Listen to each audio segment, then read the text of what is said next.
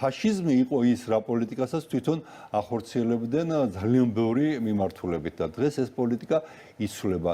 იცვლება ისიც, რომ ეს დაფინანსება მათ მოვაკლდათ და აღარ ექნებათ და უკვე გამართული აქვს ვაივიში და სამოთხოვნოდ და დაიწყეს ხელის გაწვდენა და ძალიან მაინტერესებს რა პასუხს გასცემენ იმ ადამიანებს, რომლებსაც ჩვენ მუდმივად ვაფრთხილებდით. მე პირადად თქვენი ეთერიდანაც არაერთხელ გამეფრთხილებია, რომ ნუ ჩადიხართ დანაშაულს, როცა გადიხართ შეკრებება მანიფესტაციებზე, მიტინგებზე, თორემ ეს ოპოზიცია წავა სახლში, მშვიდად თქვენ დარჩებით კანონის პირისპირ მარტო დაგტოვებენ ჯარიმას, თქვენი გადასახდელი იქნება, ციხეშიც არავინ არ ჩაჯდება თქვენს ნაცვლად.